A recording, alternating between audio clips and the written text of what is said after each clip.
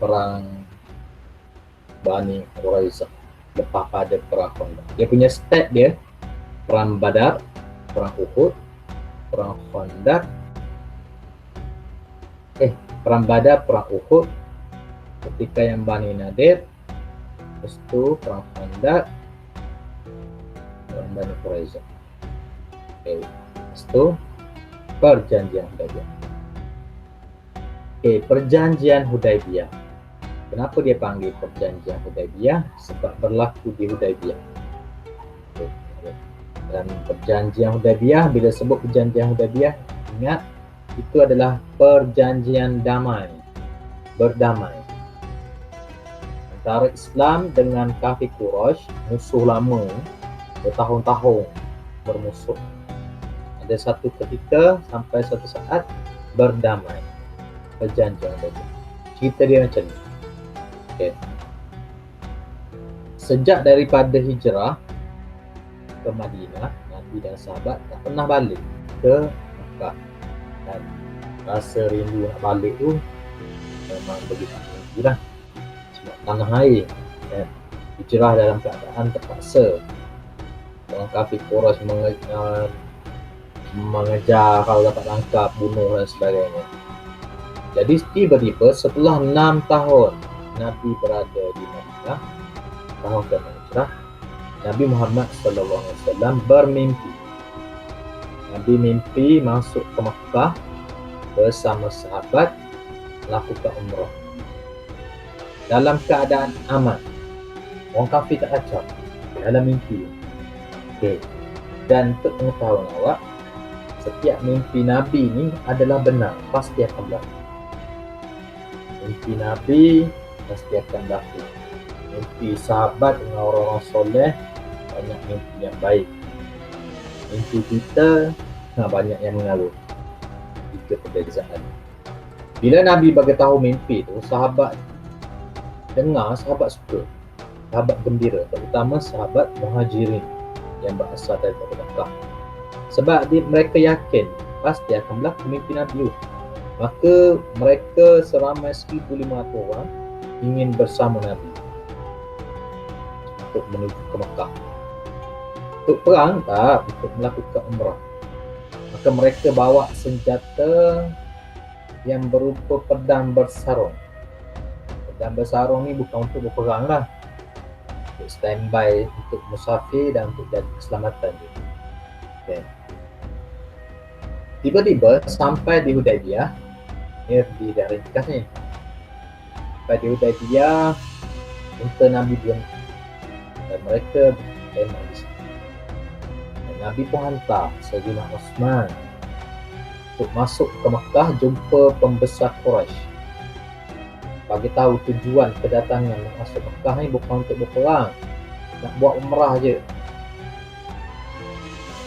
Orang kafir Quraisy dia tahan Uthman.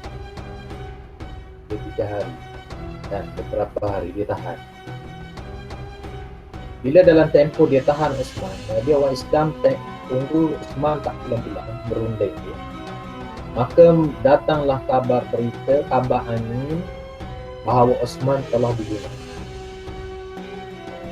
Bila mereka percaya bahawa Uthman dibunuh, maka semua sahabat pergi depan Nabi di bawah sebatang pokok melakukan sumpah taat setia.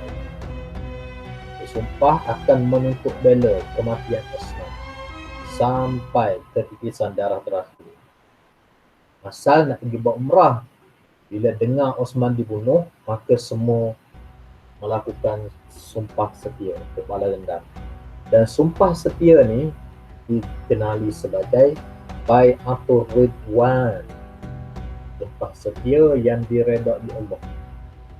Dan sumpah setia ni pun dirakamkan dalam Al-Quran. Allah menerima sumpah setia mereka ni.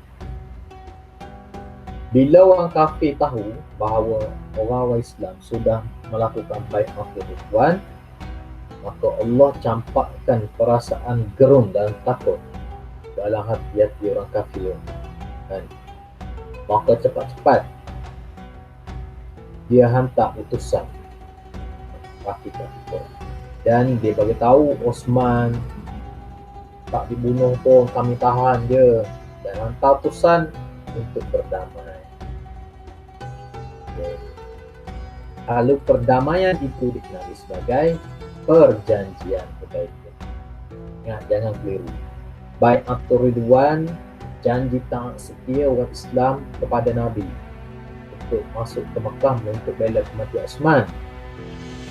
Perjanjian Hudaibiyah adalah antara kafir Quraisy dengan Islam atau dengan Nabi. Dan isi perjanjian dia, yang pertama, gencatan senjata 10 tahun. Gencatan senjata ni maksudnya tak boleh berperang selama 10 tahun. Tapi Quraisy, musuh tradisi orang Islam, tak boleh serang orang Islam tak boleh serang kafir Quraisy. Tak boleh kacau. 10 tahun berdamai. Dua, kedua-dua pihak tidak boleh membantu mana-mana kaum yang memerangi sekutu masing-masing. Yang ni poin penting untuk masuk ke tajuk pembukaan kita. Okey, macam ni. Dua-dua pihak ni bebas dia nak melakukan hubungan dengan pihak lain. Buat perjanjian dengan pihak lain. Orang Islam pun buat perjanjian dengan Bani Khuza'ah. Kafir Quraisy dia bersekutu atau buat perjanjian dengan Bani Bakar, kabilah lain. Perjanjian yang kedua ni kata, dua pihak ni tak boleh kacau sekutu masing-masing.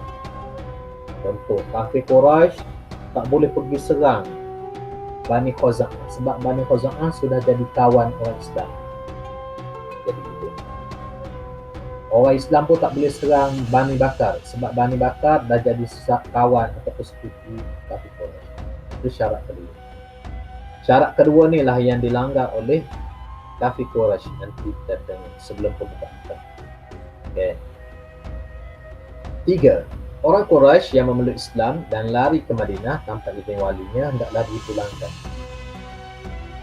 Kalau orang daripada Mekah dia masuk Islam, waktu dia lari ke Madinah tanpa izin majikan dia kalau dia hamba, ataupun tanpa izin ayah dia kalau ayah dia masuk kafir, dia pergi lari ke Madinah, maka pihak kerajaan Madinah kena pulangkan balik. Itu syarat dia. 4. Orang Islam yang khianat lari ke Mekah tanpa izin walinya tidak perlu dipulangkan.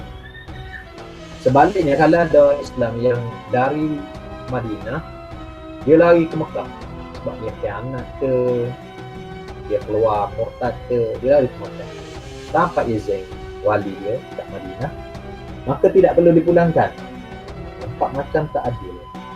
Dua ni salah antara syarat yang ada beberapa golongan sahabat dia tak setuju. Kenapa Nabi boleh bersetuju dengan isi perjanjian tadi? Antaranya sahabat tak setuju sebab yang ni, 3 ke 4. Padahal yang ni ada hikmah yang sangat besar yang sahabat-sahabat tak nampak. Yang kelima, geng-geng kafir Quraisy ni nak jaga dia punya standard dia, marwah dia. Dia bagi syarat apa? Orang Islam tak boleh buat umrah tahun tu, tahun kena hijrah yang Nabi dan sahabat. Kena datang tahun depan. Tahun berikutnya sebentar tahun depan baru datang boleh buat umrah. Dia takut malu dia, orang Islam nak datang, maka dia benarkan. Sekejap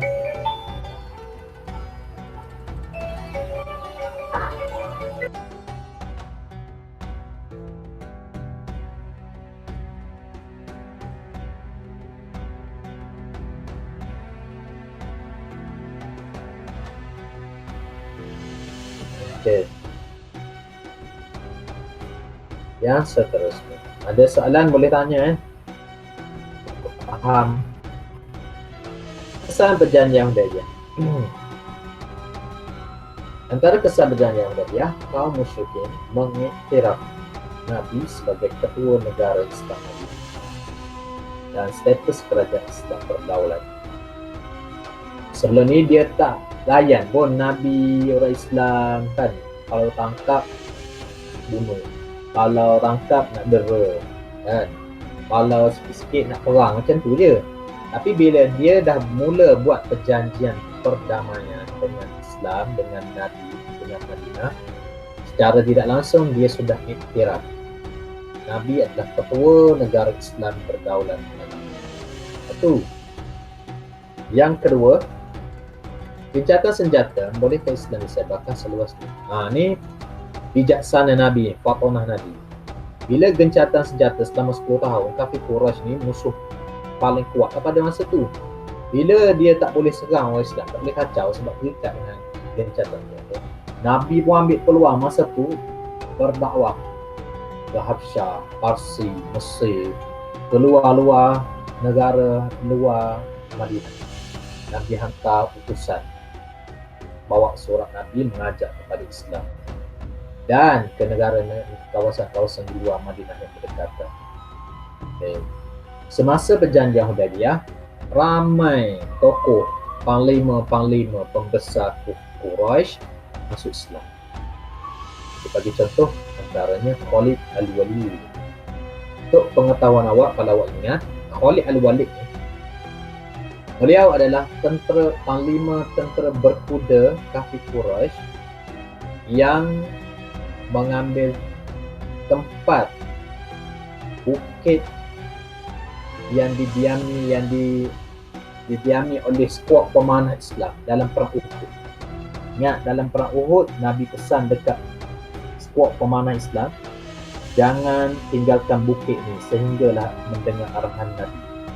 Lepas tu bila berlaku perang, geng-geng skuad pemanah Islam tu lupa arahan Nabi, terus turun ambil harta rampasan perang. Maka Khalid Al-Walid dan tentera dia naik mengambil tempat bukit. Itu masa dia kafir. Dan dia masuk Islam semasa tempoh perjanjian Hudaybiyah. Dan dia adalah seorang panglima perang yang hebat dalam strategi taktikal perang.